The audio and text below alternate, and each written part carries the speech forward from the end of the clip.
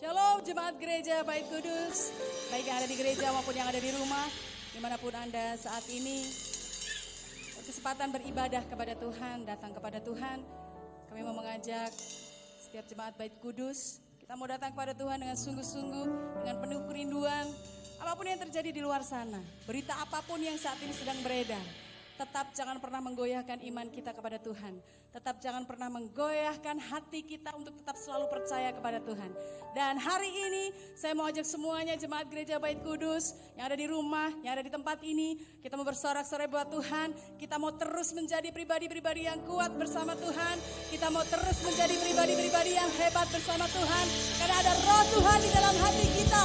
Karena ada roh Tuhan di dalam hidup kita. Bangkit berdiri, kita mau bersorak-sorai bagi Tuhan. Ku mau menjadi kuat. Haleluya. Terima kasih Yesus.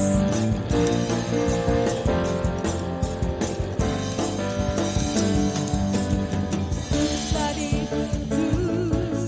serupa dengan Dia, dicipta dengan tujuan yang mulia, membawa terang keselamatan dunia, menceritakan kebesaran namanya. Boleh menceritakan kebesaran kuasanya. Ku mau menjadi kuat, ku mau menjadi hebat, ku mau jadi pemenang dan terang di dunia.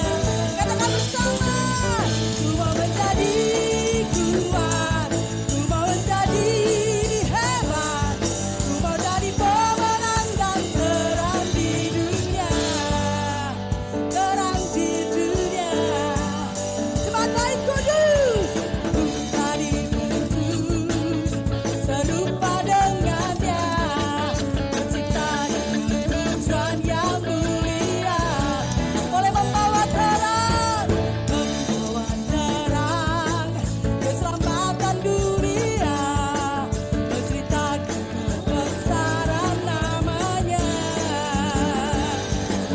menceritakan kebesaran kuasanya. Haleluya. Ku mau menjadi kuat, ku mau menjadi hebat, ku mau jadi pemenang dan terang di dunia. Semua yang menjadi kuat, amin. Hebat, ku mau jadi pemenang dan terang di dunia. Sekali lagi boleh katakan, ku mau menjadi kuat, ku mau menjadi hebat, ku mau jadi pemenang dan terang di dunia.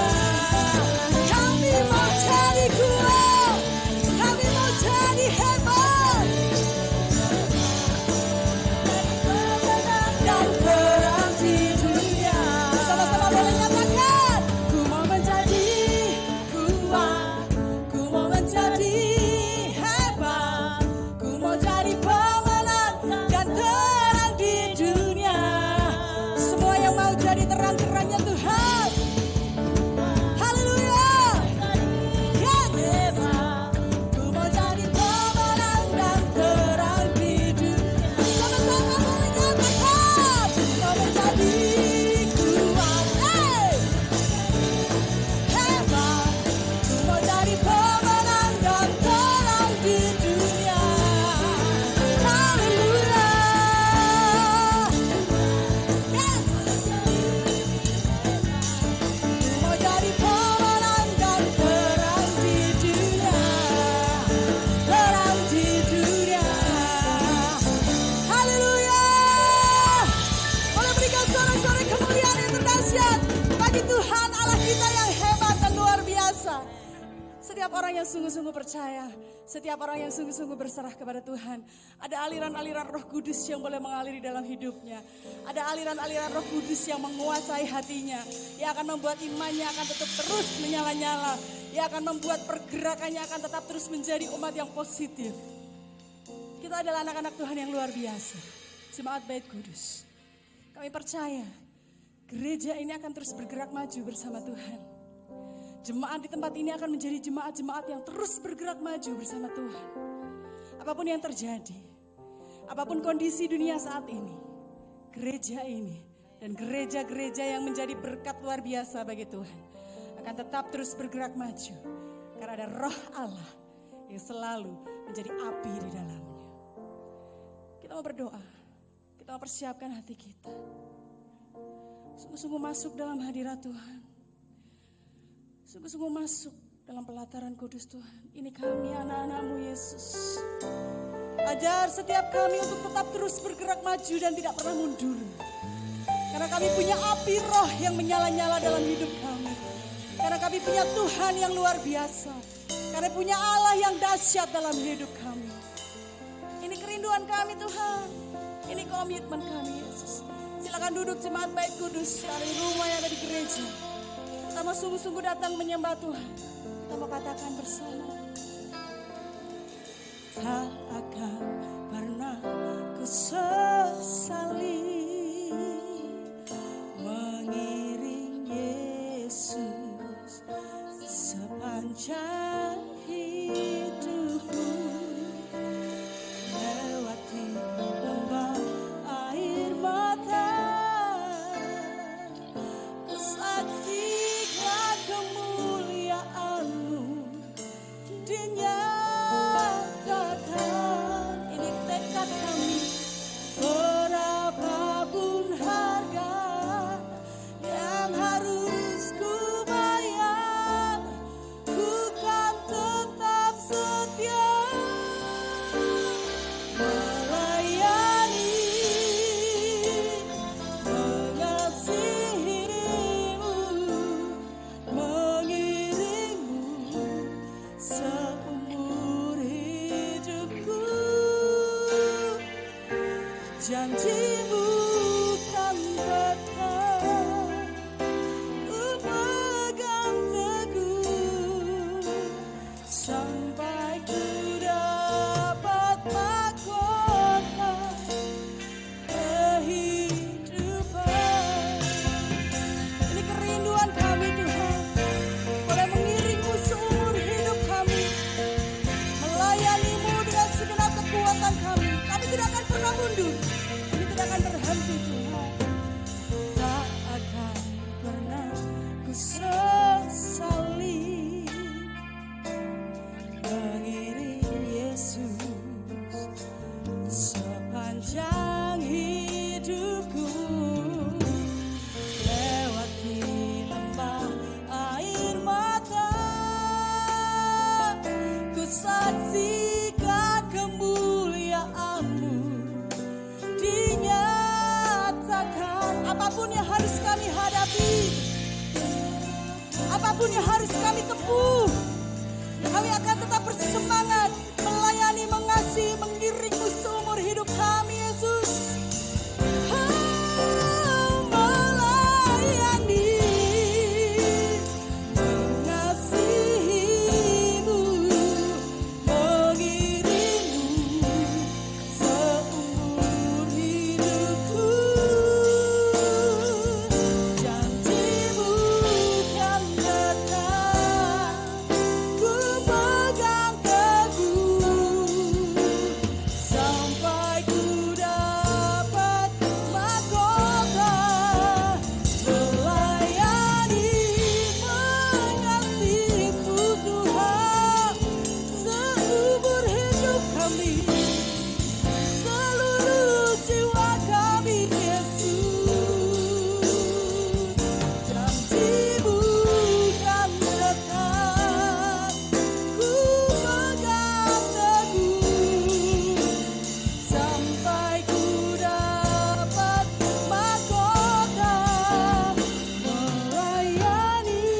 Engkau yang mau setia di hadapan Tuhan, Engkau yang mau sungguh-sungguh setia bersama Tuhan, berjalan bersama Roh Kudus sampai akhir hidup, sampai tiba waktunya Tuhan memanggil setiap kita. Tetap bersemangat bersama Tuhan, apapun yang boleh terjadi dalam kehidupan kita. Jemaat Bait Kudus katakan, melayani,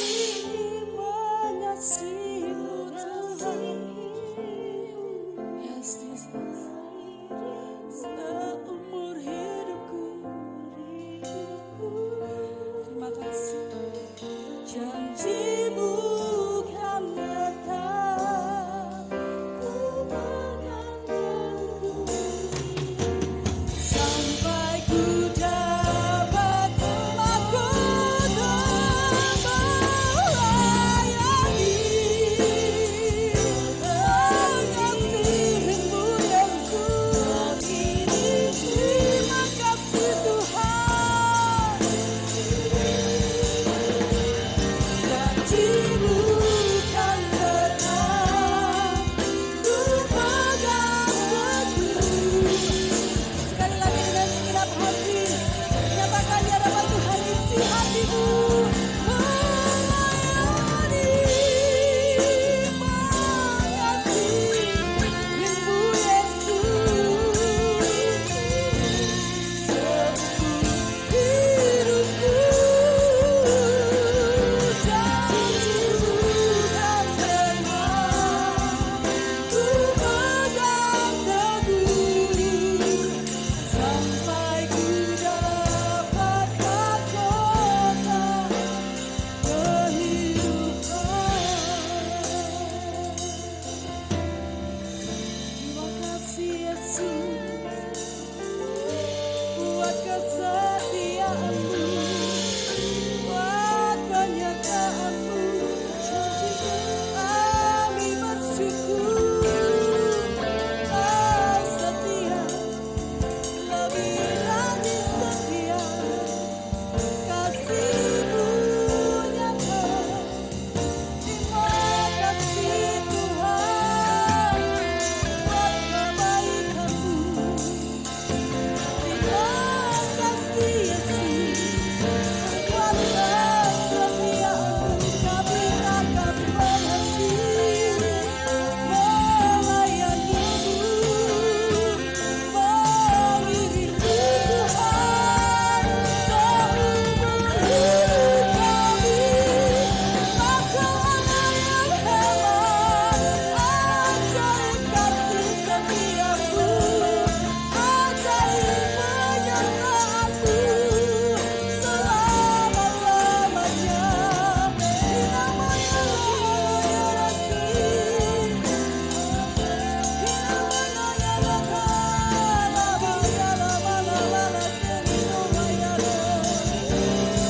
penyertaan-Mu selama-lamanya.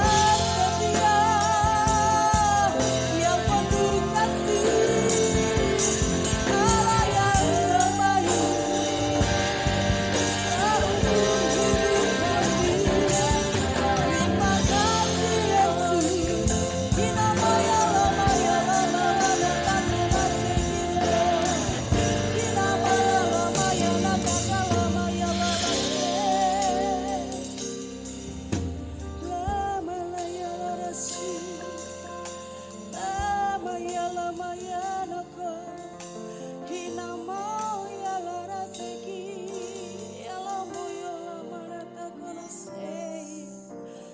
nama-Nya kami mau setia, bukan karena kami pribadi yang hebat.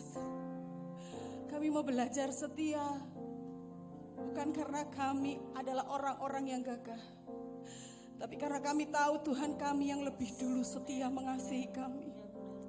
Apapun keadaan kami, apapun kondisi kami, penyertaan-Mu tidak pernah putus bagi setiap kami.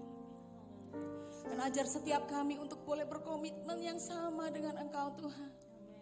Kami mau terus melayani, terus maju bersama Roh Kudus, terus maju bersama Tuhan sampai akhir hidup kami.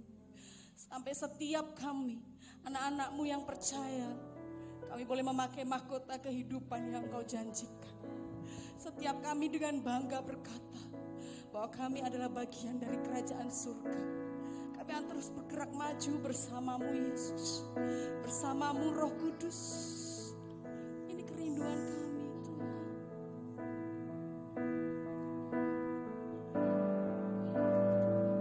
Sampai akhir ku menutup mata, ku tetap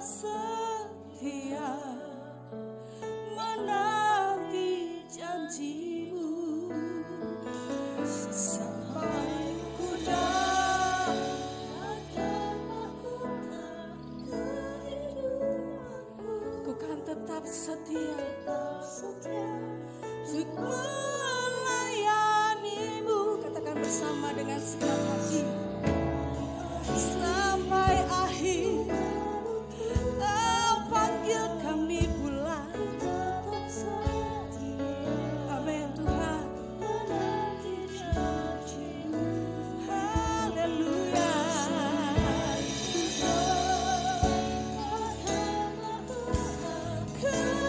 Kehidupanku ku tetap setia untuk melayanimu sampai akhir. Ku menutup mata, ku tetap setia menanti janji-Mu Tuhan. Ya segenap kerendahan hati kami Tuhan, kami tahu janji-Mu ya dan amin dalam hidup kami. Janji-Mu ya dan amin bagi keluarga kami, bagi kota kami, bagi negara kami Yesus. Sampai akhir. Amin. Janji-janji-Mu Tuhan, kehidupanku ku tetap setia untuk melayanimu sampai akhir.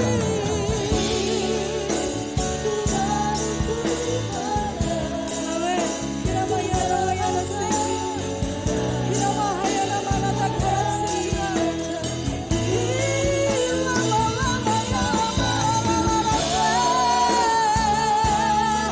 Lebih lagi bagi Tuhan. Jemaat yang kudus, katakan hatimu dalam Tuhan. Sampai akhir hidup kami Yesus. Sampai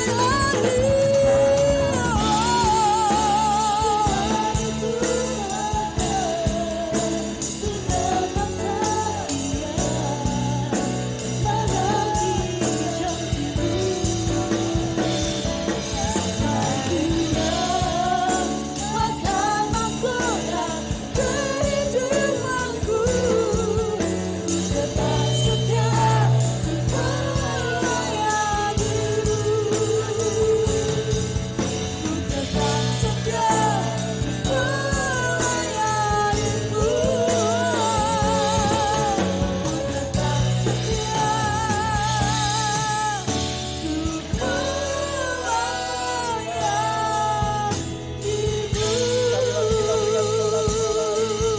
Kita berikan hati kita, kita sebagai satu persembahan yang hidup, yang kudus, yang berkenan di hadapan hadirat Bapa.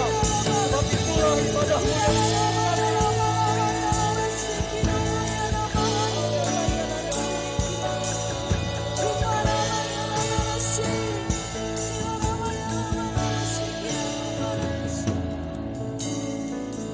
Kau sudah memberkati setiap pujian penyembahan kami. Dan Kau sudah hadir atas setiap roh kami sore malam hari ini Bapa. Kami bersyukur punya Allah yang ajaib, Allah yang luar biasa yang kami sembah, yang kami panggil di dalam nama Tuhan Yesus Kristus. Malam hari ini Bapa, mari terus Engkau lawat setiap hati kami, Engkau lawat setiap roh kami, supaya kami cakap menanggung segala perkara. Sebab kami tahu roh Allah yang ada pada setiap hidup kami jauh lebih besar dari apapun yang kami hadapi hari-hari ini. Bersama Kristus Yesus Tuhan, bersama Allah Roh Kudus yang menuntun setiap kami mau berjalan seturut kehendak-Mu. Terima kasih Bapak, terima kasih. Firman-Mu sebentar memberkati kami, menolong kami, mengurapi kami. Mampukan setiap kami untuk kami boleh mendengar dan melakukan setiap firman. Terima kasih Tuhan, terima kasih. Hanya di dalam nama Tuhan Yesus Kristus kami siap dengar firman-Mu dan melakukan setiap perintah-Mu. Kita yang sepakat bersama-sama kita aminkan. Amin. Silakan duduk kembali. Terima kasih buat tim pemuji, tim musik yang sudah memberkati kita hari ini. Shalom Bapak Ibu Saudara. Saya bersyukur kalau sore malam hari ini kita masih ada di tempat ini untuk kita bersama-sama menikmati hadirat Tuhan. Apapun kondisi keadaan kita hari-hari ini, selama kita masih terus berpaut, berpegang teguh pada setiap janji firman-Nya, saya percaya Roh Kudus akan terus memampukan setiap kita untuk kita berjalan di dalam nama-Nya yang ajaib. Tidak pernah bosan-bosannya untuk terus saya himbau kepada seluruh jemaat, baik yang di rumah maupun yang ada di tempat ini, untuk terus jaga kesehatan, jaga pola pikir, jaga pola makan, dan tetap patuhi protokol COVID-19 dengan terus rajin cuci tangan, pakai masker dimanapun kita berada, dan tetap jaga jarak. Karena dengan itu kita akan boleh menikmati kasih karunia dengan hidup sehat.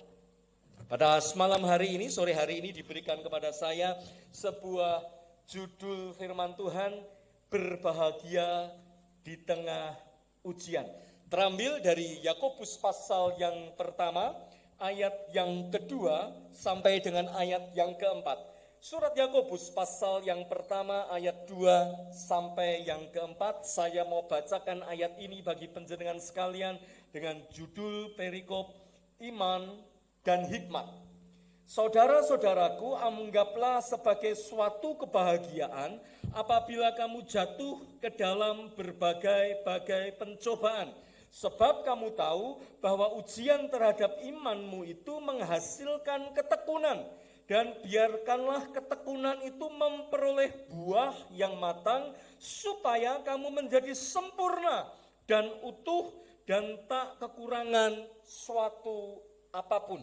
Pada ayat yang baru saja kita baca dan kita dengar bersama-sama, sepertinya Rasul Yakobus sedang memberikan satu statement, satu pernyataan yang kalau kita simak seperti sesuatu yang mustahil kita lakukan. Sepertinya sesuatu yang sulit, yang sukar untuk kita kerjakan. Bahasa Solonya sesuatu yang ngoyo-woro untuk engkau dan saya mempraktekkan dalam hidup sehari-hari. Bagaimana tidak? Firman Tuhan berkata, anggaplah sebagai suatu kebahagiaan ketika engkau dan saya jatuh ke dalam berbagai pencobaan. Tetap bisa happy, tetap bisa bersukacita, bergembira di saat apa yang kita impikan, kita kejar, kita cita dan cintakan jauh dari harapan. Mungkin apa yang kita gumuli hari-hari ini. Pekerjaan kita, usaha kita bukan tambah baik, tapi malah tambah merosot performanya.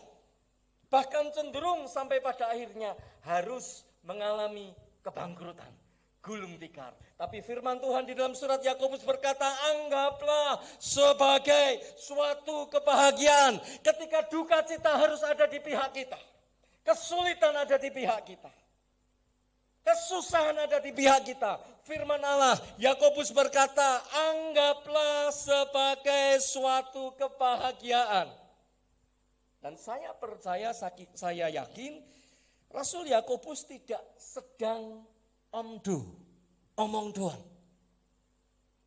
Dia bukan juragan kecap nomor 1, tetapi ketika dia memberikan satu pernyataan, satu statement, saya yakin Yakobus sudah punya satu resep, punya satu dalil, punya satu ramuan khusus yang siap diberikan bagi penjenengan dan saya yang sepakat katakan amin. Dan sore hari ini kita mau menghampiri surat Yakobus. Kita mau belajar beberapa hal tentang anggaplah sebagai suatu kebahagiaan ketika engkau dan saya jatuh ke dalam berbagai pencobaan.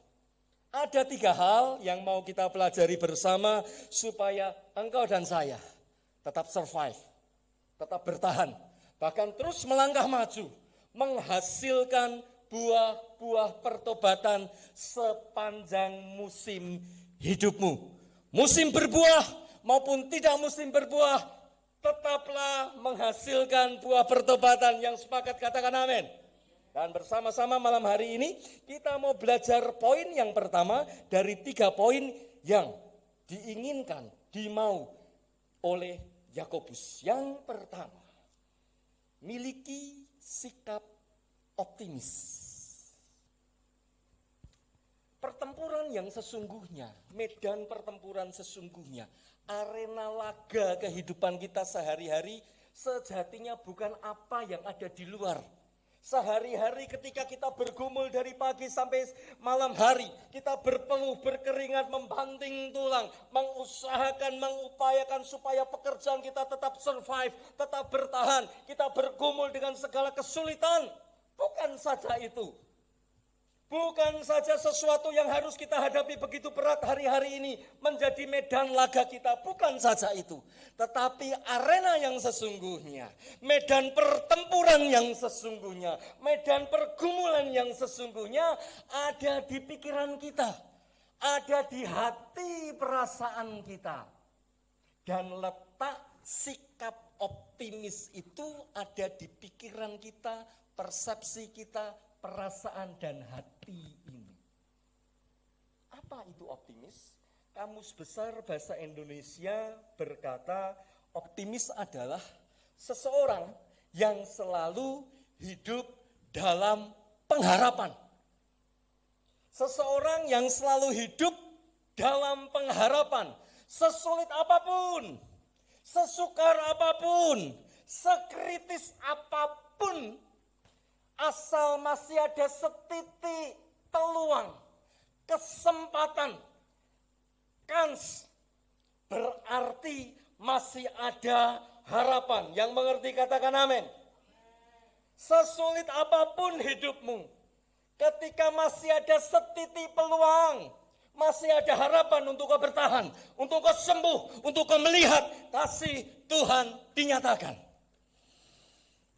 Orang yang menderita sakit kronis seperti stroke jantung, lalu apalagi ya, 2 penyakit itulah, jantung, stroke. Bapak Ibu Saudara, bukan karena kurang piti, bukan karena kurang uang, sehingga lama-lama drop, lama-lama penyakitnya semakin parah. Yang menyebabkan seringkali bukan karena kurang biaya, tapi karena patah semangat, hopeless, putus asa, habis pengharapan, hilang pengharapan. Yang membuat seseorang yang sakit kronis ini semakin drop, semakin turun kondisinya dan berujung pada kematian. Orang yang sudah tidak punya pengharapan, sulit untuk bangkit lagi, sulit untuk bergerak lagi. Bukan karena kurang modal, bukan karena kurang orang-orang untuk menolong, rekan-rekan bisnis untuk menolong, bukan. Tetapi ketika orang sudah patah semangat, putus asa, akal sehat sudah tidak bisa dipakai lagi karena orang itu hilang pengharapan. Sekali lagi, sekecil apapun, seminim apapun peluang yang ada pada tanganmu hari-hari ini, masih ada pengharapan. Yang percaya, yang sepakat katakan amin. Yang kedua, apa itu optimis?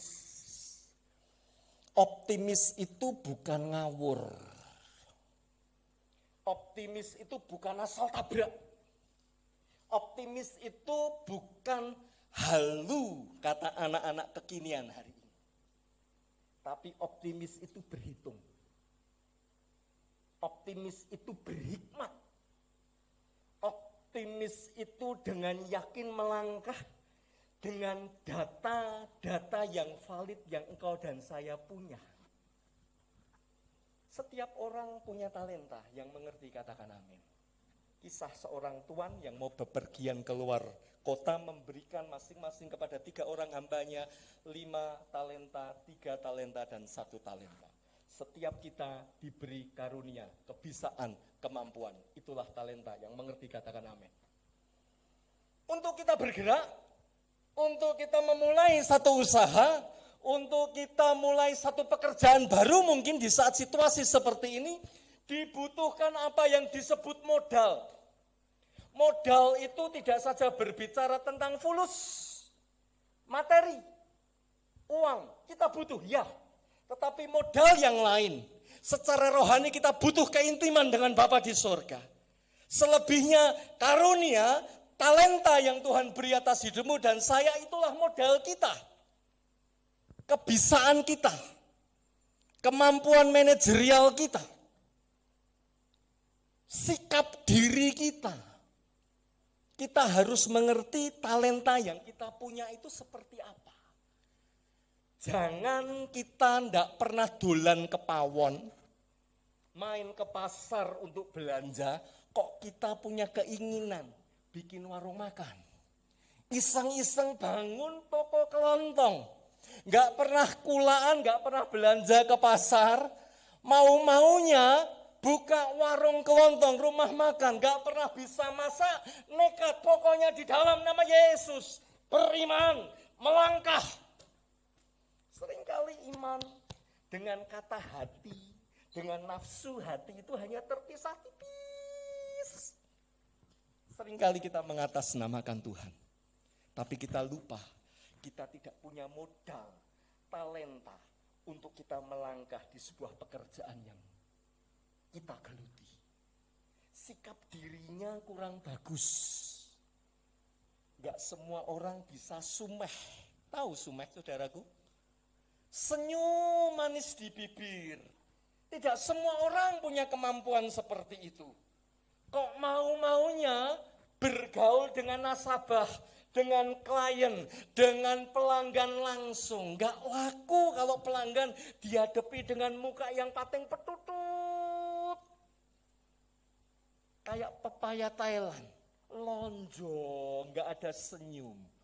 Saya punya langganan soto, saudaraku. Saya itu keplak ilat. You know keplak ilat? Tapi saya harus mengurungkan. Kalau nggak kepepet, saya nggak jajan ke situ. Kenapa? Yang jualin, aduh, asem banget. Berbeda ketika satu saat kami diajak Bapak Ibu Gembala ke Surabaya untuk satu pelayanan. Saya ingat banget saya dongkol. Mengapa? Begitu mendengar Bapak Ibu Gembala ngeluarin dompet bayar hanya untuk sarapan mie ayam.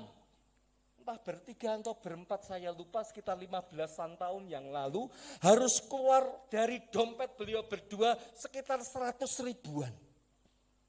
Tapi saudaraku, bukan di rumah makan, warung tenda pinggir jalan yang jual engkoh-engkoh. Tapi begitu kami pamit pulang, apa tanggapannya? Kamsia kok, kamsia, ban-ban kamsia kok, kamsia. Sikap dirinya begitu bagus, sehingga sekalipun berat keluar dari dompet, tapi begitu lihat senyum engkohnya, aduh anyep hati. Kita nggak punya sikap diri seperti itu, kok kita mau bergerak di bidang usaha yang berhubungan langsung dengan pelanggan. Kalau kita tidak mau memperbaiki sikap diri kita, jangan pernah berharap usaha kita akan maju. Modal kita yang lain apa? Jejaring, jaringan network, jaringan usaha, rekan kerja. Tidak saja berbicara tentang rekan kerja yang muluk-muluk antar kota, antar provinsi kayak bis kota saja. Tapi jejaring berbicara tentang teman, persahabatan yang satu saat saya yakin, saya percaya kita butuh mereka untuk membantu kelancaran usaha kita. Jangan anggap remeh apa yang disebut teman, sahabat.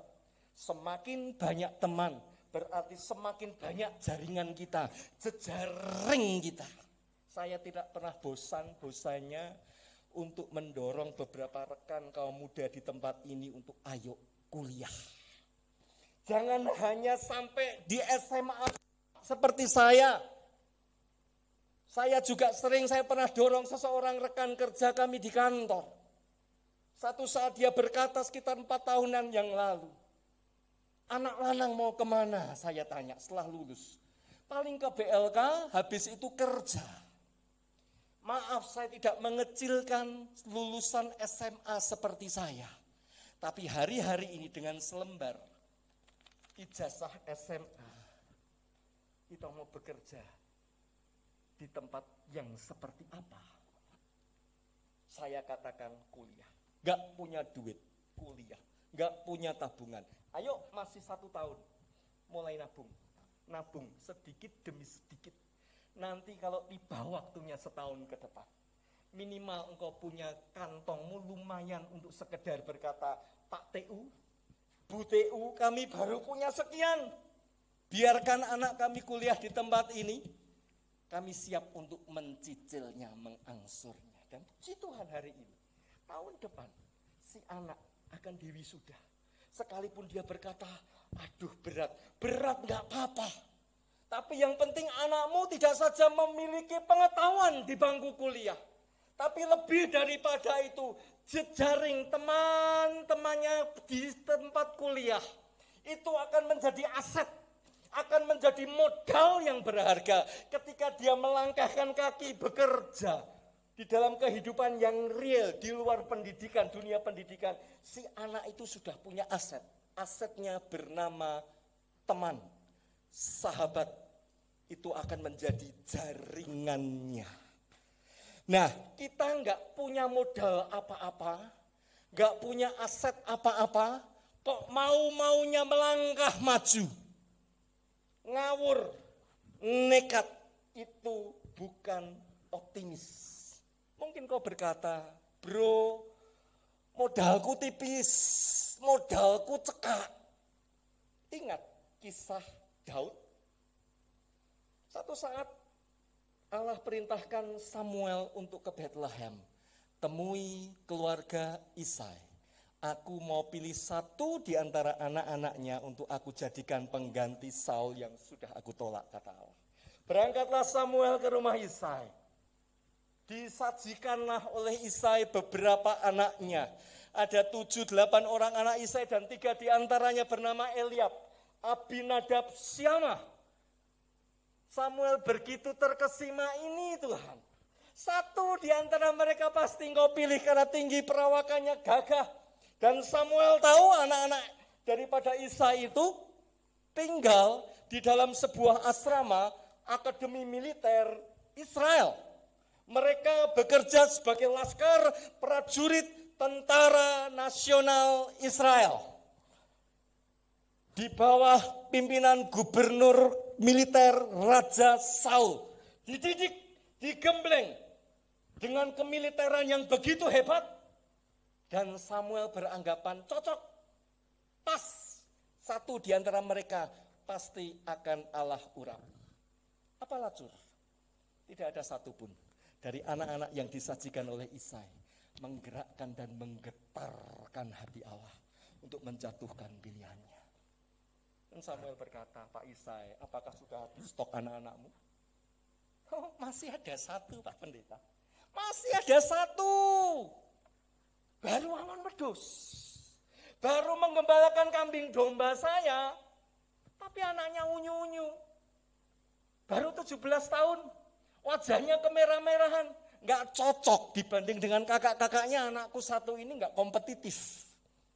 Saudaraku, bukan Pak Le, Bule, Pak De, Mbok De, Om Tante yang meremehkan Daud, yang tidak menganggap Daud, yang menyepelekan Daud, yang menganggap Daud bukanlah sosok yang kompetitif untuk bersaing dengan kakak-kakaknya. Justru abinya sendiri, bapaknya sendiri, ayahnya sendiri, papi, bokap, babenya sendiri yang tidak menganggap Daud punya kompetisi yang punya nilai kompetitif yang layak untuk diajukan sebagai pengganti Raja Israel. Tetapi jangan lupa, Daud dididik Allah sendiri di Akademi Militer Padang Gurun. Allah mendidik Daud dengan 2 hal. Allah menggembleng Daud dengan 2 hal. Dia digembleng secara rohani dan secara jasmani. Gubernur militernya enggak main-main. Namanya Jehovah Sebaot, Panglima Bala Tentara Surga. Itulah gubernur militernya Daud. Apa yang kita punya Alkitab ini?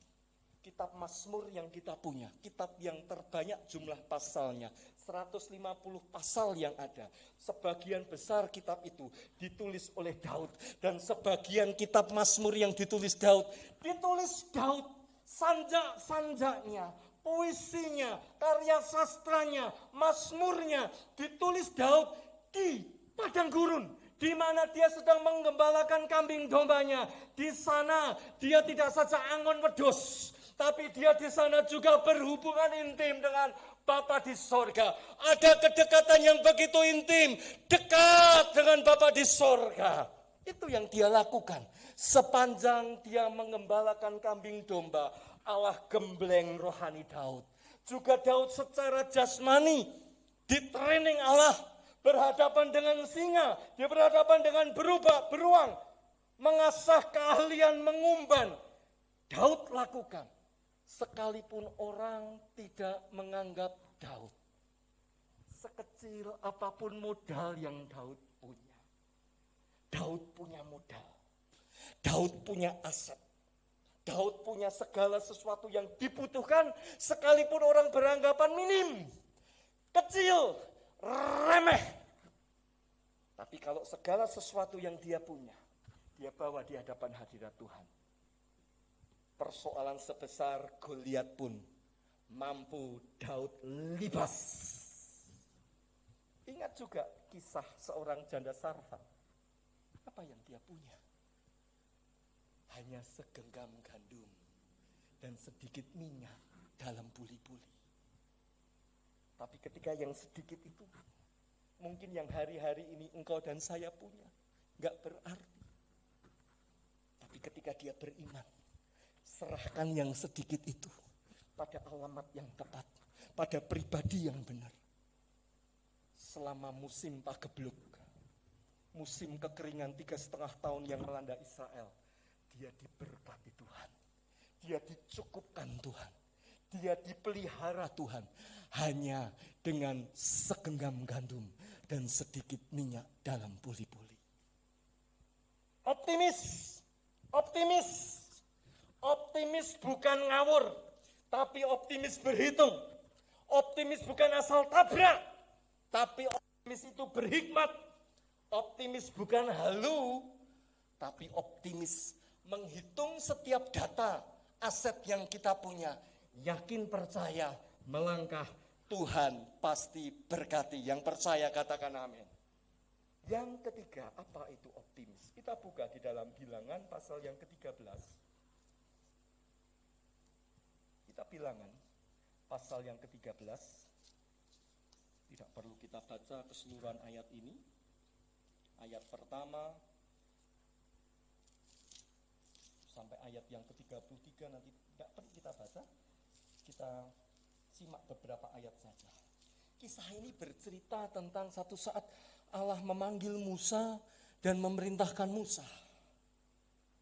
Sebelum kalian masuk, benar-benar masuk, secara lahir batin masuk seluruh 2 juta rakyat Israel ke tanah Kanaan, coba kalian intai, kalian intip dulu, kalian lihat dulu dan utuslah masing-masing seorang pengintai dari 12 orang suku yang ada untuk keutus melihat seperti apa tanah Kanaan. Dan ketemulah 2 orang pengintai, 12 orang pengintai, dan 2 diantaranya bernama Yosua bin Nun dan Kaleb, Yosua bin Nun dan Kaleb bin Yefune. 12 orang ini mengintai tanah yang sama. 2 orang ini melihat Kanaan yang sama. 2 orang ini melihat sumber daya alam Kanaan yang begitu dahsyat luar biasa. Berkelimpahan susu madu digambarkannya. Dialiri sungai-sungai yang begitu deras aliran sungainya, aliran airnya.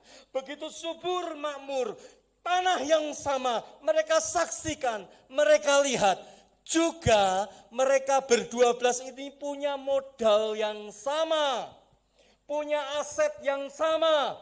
Namanya Allah Bapa di sorga, Allah pencipta langit dan bumi, yang beberapa tahun sebelum mereka keluar dari Goshen, Allah itu menampakkan diri kepada pemimpin rohani mereka Musa.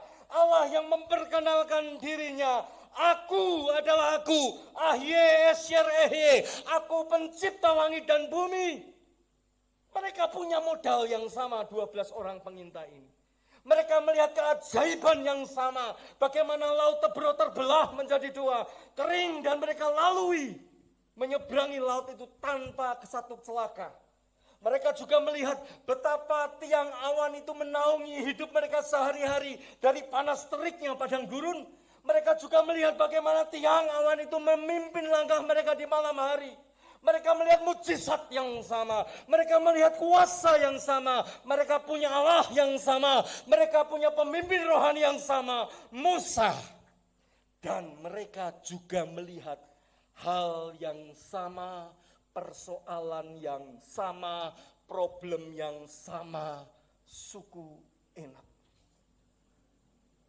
Suku Enak yang dihuni oleh orang-orang raksasa. Kanaan dihuni oleh orang-orang raksasa dengan kota-kota yang berkubu begitu kuat, dengan pasukan yang begitu hebat. Ayat 31, 32 Pak Agung akan bacakan bagi kita. Bilangan pasal yang ke-13 ayat 31 dan 33. Bilangan pasal 13 ayat 31, 32, 31 dan 32. 31 sampai 32. Tetapi orang-orang yang pergi ke sana bersama-sama dengan dia berkata, kita tidak dapat maju menyerang bangsa itu karena mereka lebih kuat daripada kita. Juga mereka menyampaikan kepada orang Israel kabar busuk tentang negeri yang diintai mereka dengan berkata, negeri yang telah kami lalui untuk diintai adalah suatu negeri yang memakan penduduknya. Dan semua orang yang kami lihat di sana adalah orang-orang yang tinggi-tinggi perawakannya. Orang-orang yang tinggi-tinggi perawakannya, raksasa-raksasa, pasukan raksasa itu akan menggilas kita, membantai kita, menjungkir balikan kita, membinasakan kita semua. Caci maki, sumpah serapah dilontarkan oleh lebih dari 1 juta orang Israel terhadap Musa. Apakah kurangnya Mesir sehingga engkau bawa kami ke tempat ini? Apakah di sana tidak ada pemakaman umum? Apakah di sana tidak ada tanah pekuburan sehingga kami engkau ajak ke tempat ini hanya untuk mengantarkan nyawa kami, hanya untuk mati dengan sia-sia? Tapi kata Kaleb. Ayat 31 saya mau baca, ayat yang ke-30 saya mau bacakan bagi penjenengan sekalian. Kemudian Kaleb mencoba menenteramkan hati bangsa itu di hadapan Musa, katanya, tidak, kita akan maju dan menduduki negeri itu, sebab kita pasti akan mengalahkannya.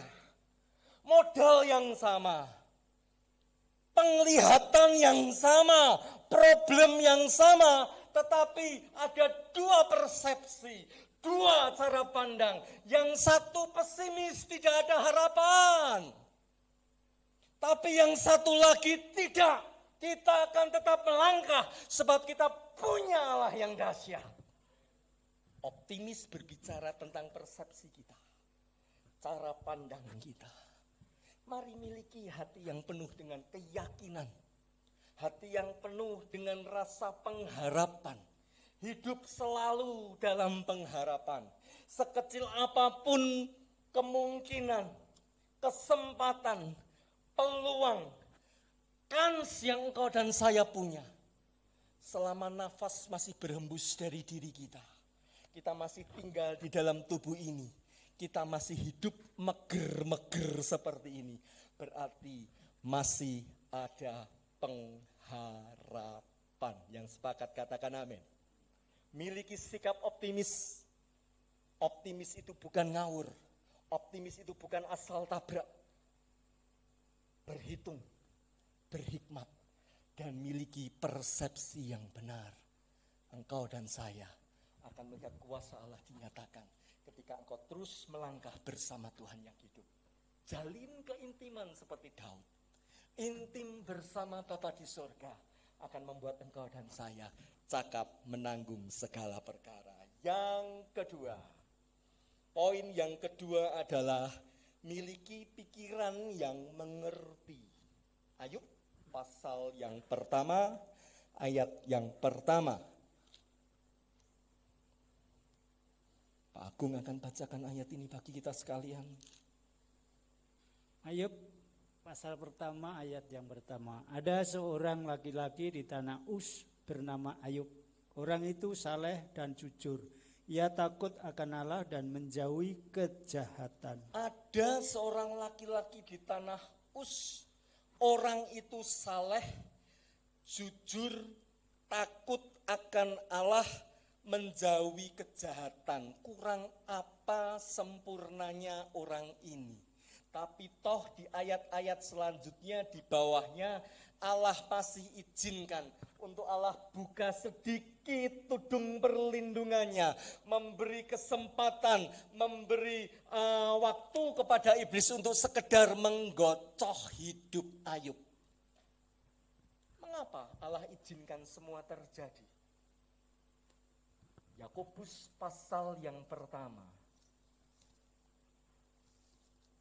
ayat yang keempat berkata, supaya kamu menjadi sempurna, supaya kamu utuh, supaya kamu tidak berkekurangan suatu apapun.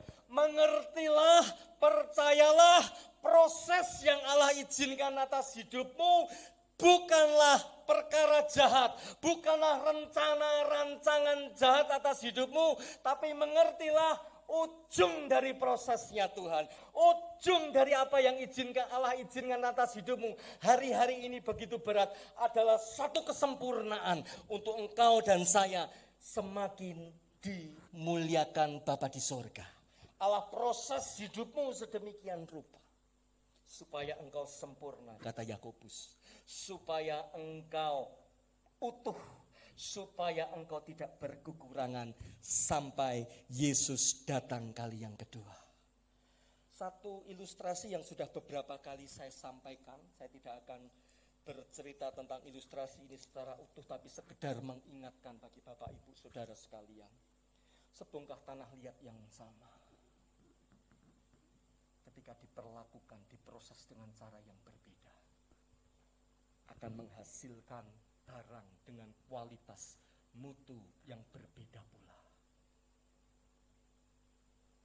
Dengan perlakuan yang berbeda. Membuat satu bongkah tanah liat dengan lewat proses yang lumayan rumit akan menghasilkan barang, produk yang bernilai. Bernilai di sini bukan hanya secara ekonomis nilainya lebih mahal, tapi nilai yang dimaksud bobot, kualitas yang dimiliki barang dari sebongkah tanah liat yang sama diproses sedemikian rupa akan mendatangkan kualitas yang berbeda dengan sebongkah tanah liat yang diperlakukan seadanya.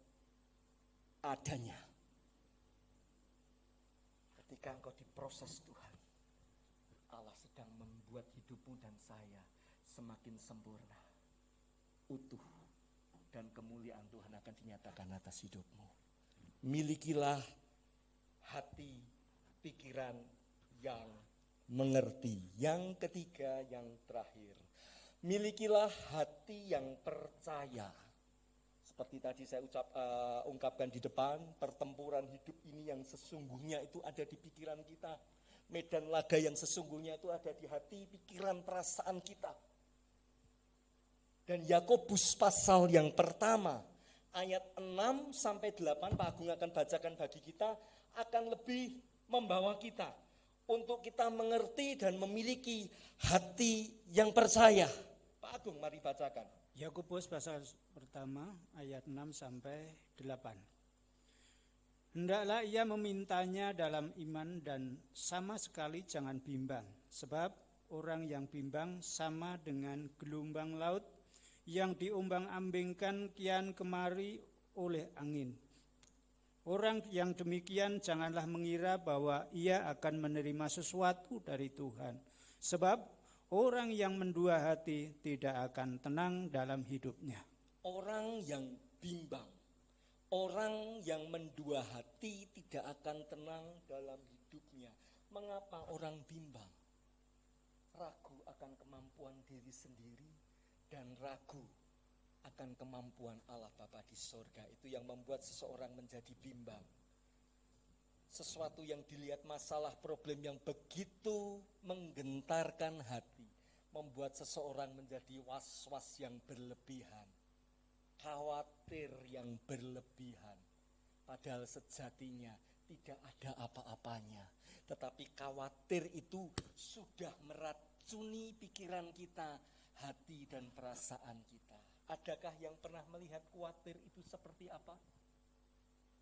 Pak Agung mungkin yang paling sepuh di tempat ini pernah melihat khawatir itu wujudnya kayak apa, Pak? Warnanya seperti apa? Gak ada yang pernah lihat khawatir itu seperti apa. Tetapi khawatir yang tidak terlihat, khawatir yang tidak berbentuk itu mampu meracuni pikiran kita, hati dan perasaan kita. Dalam bahasa Yunani, khawatir berarti merimnau, atau menarik kedua arah yang berlawanan.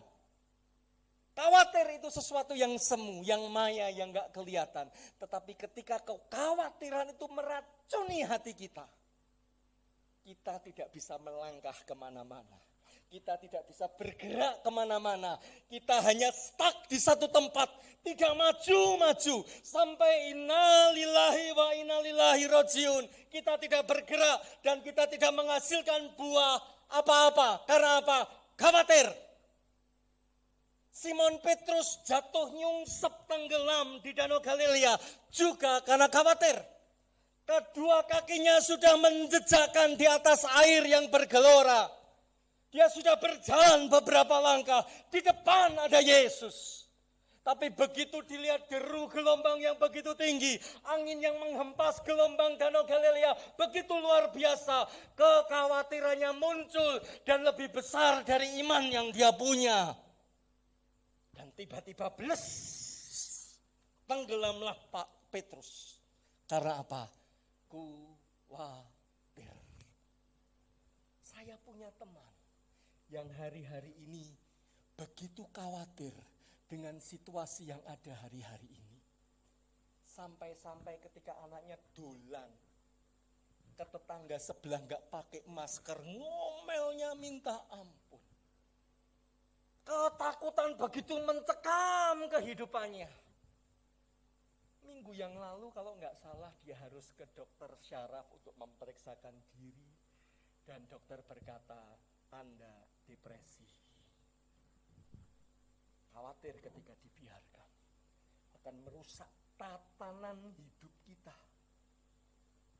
Khawatir dalam bahasa Yunani menarik kita kepada dua arah yang berlawanan. Ketika kita mau menuju ke arah kiri, ditarik lagi ke kanan, belum melangkah jauh sampai tujuan, ditarik lagi, kita bingung, kita bimbang, sampai pada akhirnya kita hanya berjalan di tempat, tidak maju-maju, tidak menuju ke barat, juga tidak menuju ke timur, hanya duduk di tempat, berjalan di tempat, berlari di tempat, tidak maju-maju. Tidak menghasilkan apa-apa gara-gara khawatir. Khawatir boleh sebagai sesuatu pertahanan di dalam diri kita, tetapi khawatir yang berlebihan akan meracuni dirimu. Manusia tanpa khawatir akan sembrono, tapi khawatir yang berlebihan akan meracuni hidupmu. Dan khawatir yang berlebihan akan membuat hidupmu dan saya tidak menghasilkan buah pertobatan. Dua ayat yang terakhir, Mazmur pasal yang ke-23.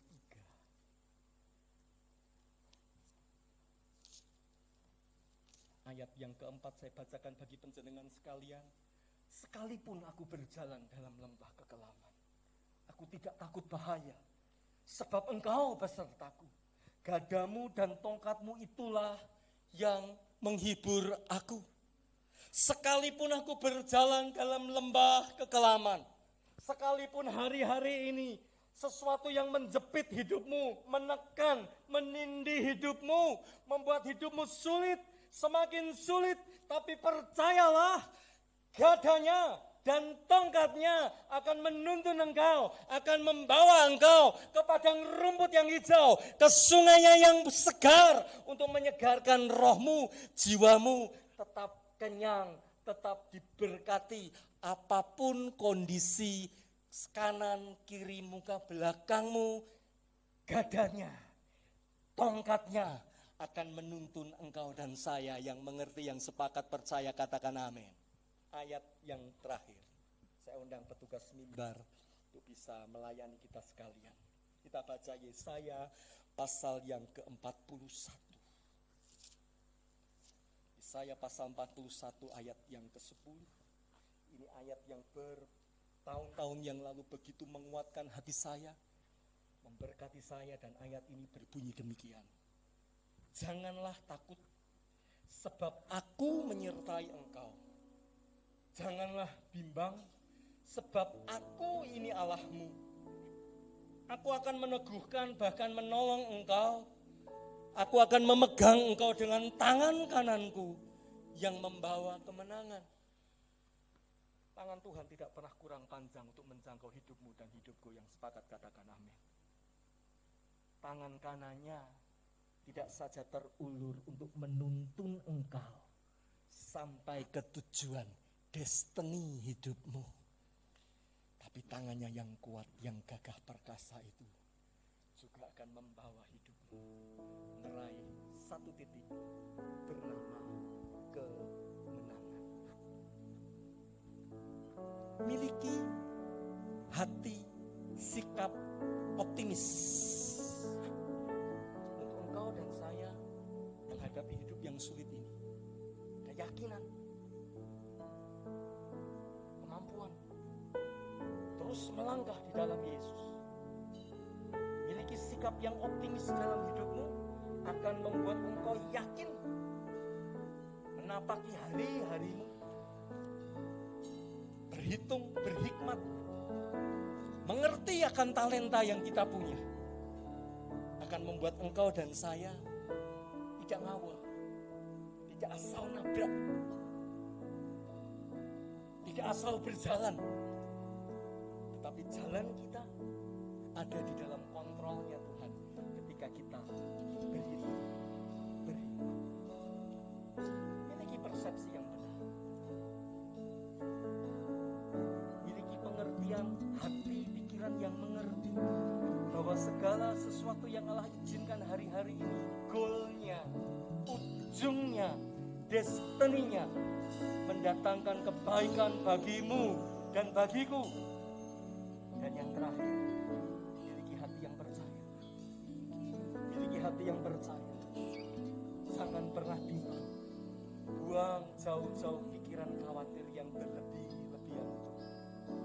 Dan kau akan bergerak, melangkah, maju, bahkan berlari, meraih kemenangan. Soli Deo Glory, Tuhan Yesus memberkati.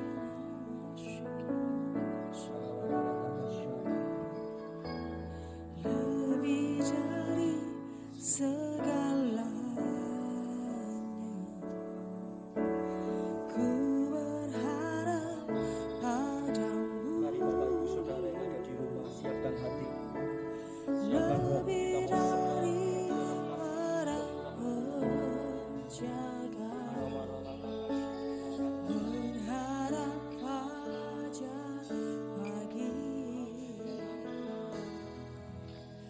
Begitu rindu hatiku Terima kasih Tuhan. berada dekatmu. Alangkah dalam kasih-Mu memenuhi Katakan pada jiwamu, katakan pada rohmu, tenanglah hai jiwaku. tenanglah Angkat tanganmu tinggi, jiwaku mulai sembah. dalam naungan sayapmu. Dialah panglima,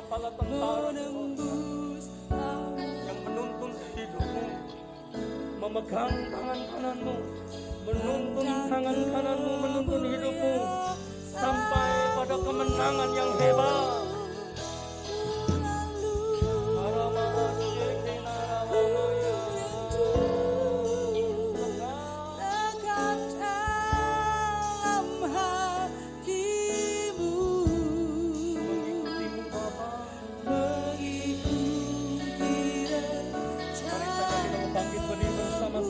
Hatimu akan suaramu Yesus Tuhan, jiwamu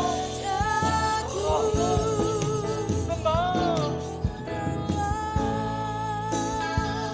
jiwaku dalam naungan sayangmu, menembus awan kami mau pandang kasih-Mu, kami mau pandang kuasa-Mu, kami mau pandang mujizat-Mu, anugerah-Mu yang menuntun kami Bapa.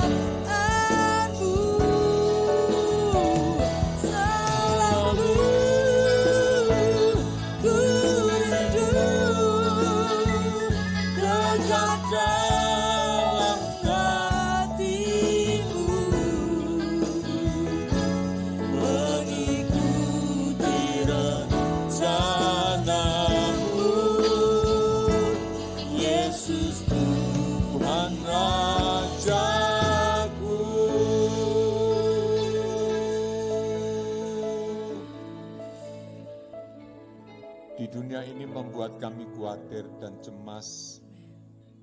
Tetapi satu perkara yang kami tangkap pada malam hari ini adalah di dalam Tuhan kami mendapatkan berkat-berkat anugerah-Mu yang besar. Amin. Hati kami penuh sukacita mendengar berita hari ini. Hati kami penuh dengan optimis mendengar berita hari ini Tuhan.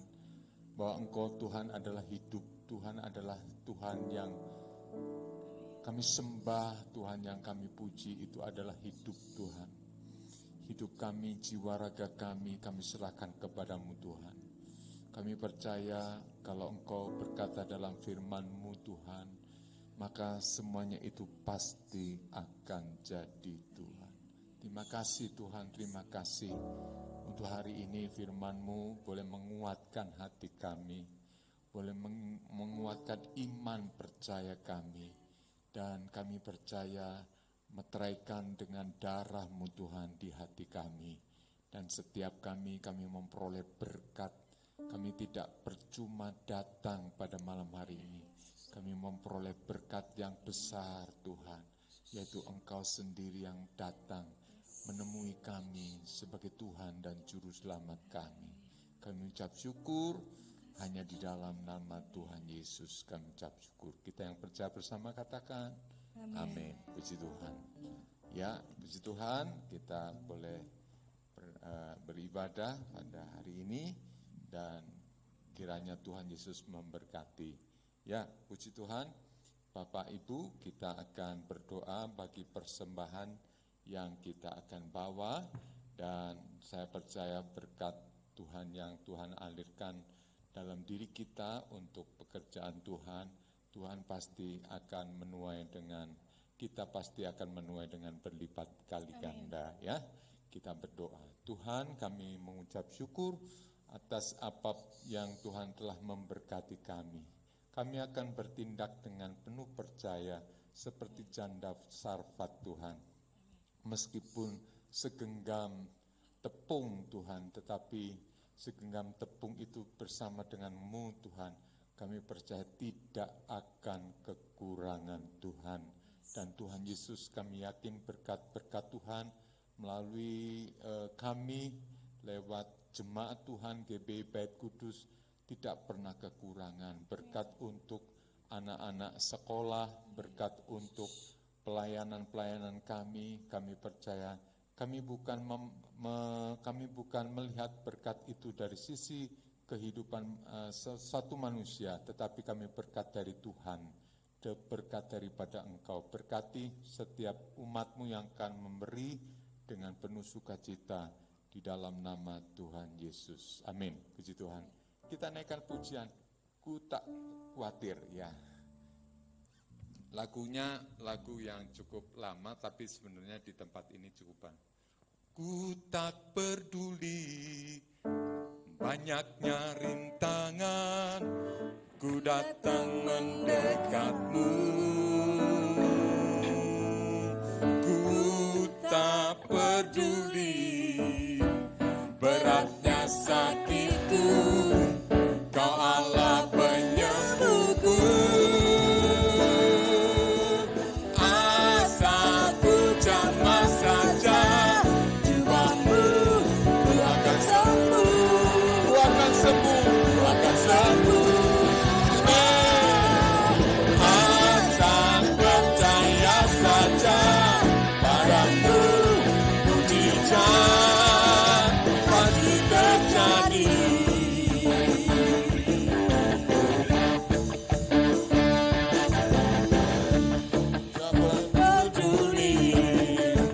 Banyaknya rintangan beratkan mendekatku. Ku tak peduli, ku tak peduli beratnya sakitku, Kau Allah penyembuhku. Amin. Asal ku jamah saja jubah-Mu, ku akan sembuh.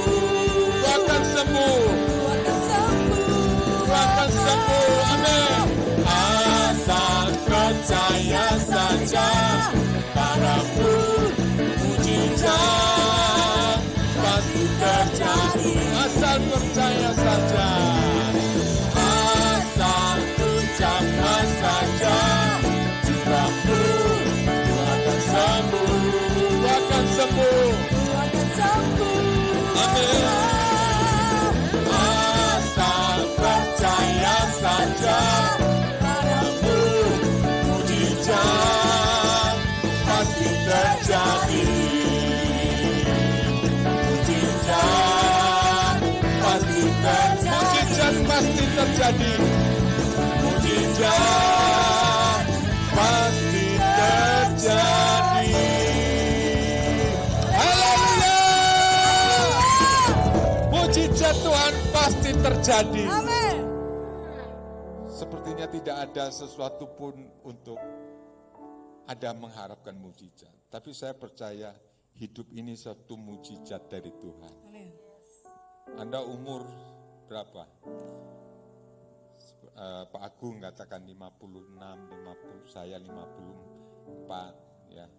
Tapi selama umur itu Pak, jantung kita tanpa oli, tanpa apa, terus berdenyut Pak.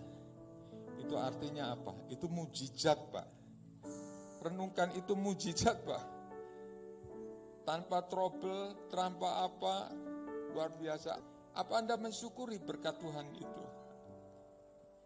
Tidak ada alasan untuk tidak percaya akan mujizat Tuhan. Amin. Amin. Amin. Amin. Yes. Kita bangkit berdiri, kita bersyukur pada Tuhan. Haleluya. Terima kasih Tuhan, terima kasih kami mengucap syukur buat anugerah berkat-Mu yang besar. Dahsyat Tuhan, terima kasih. Tuhan, kami berdoa untuk tim medis yang menangani COVID-19. Tuhan, berikan kekuatan, Roh Kudus lindungi dan sertai keluarga, anak istri mereka. Tuhan berkati tim medis dengan semangat untuk terus mengabdi bagi bangsa dan negara. Tuhan, kami berdoa juga untuk pemerintahan yang menangani COVID ini Tuhan. Kami berdoa ekonomi di kota ini Tuhan tetap berjalan, tetap melangkah, tetap berjaya, tetap selamanya diberkati Tuhan. Kami percaya di kota ini tetap nama-Mu dipermuliakan. Dan kami berdoa Tuhan, setiap masyarakat di negeri, di kota ini Tuhan, semuanya sehat-sehat dalam nama Tuhan Yesus, tidak terkena COVID-19. COVID ini mengingatkan kami akan kasih karunia-Mu Tuhan, anugerah-Mu yang besar yang kami peroleh daripada-Mu. Terima kasih Tuhan, terima kasih. Mari kita angkat kedua tangan, terimalah berkat, anugerah, damai sejahtera daripada Tuhan. Pulanglah engkau dengan membawa berkat, sukacita daripada Tuhan. Tuhan memberkatimu, anak, istri, keluarga, suami, kami percaya diberkati Tuhan. Dan masa depanmu sungguh ada dan harapan-harapanmu tidak akan hilang. Semua doa berkat ini dalam nama Allah Bapa, Putra dan Roh Kudus, yaitu di dalam nama Tuhan Yesus. Tuhan memberkati kita.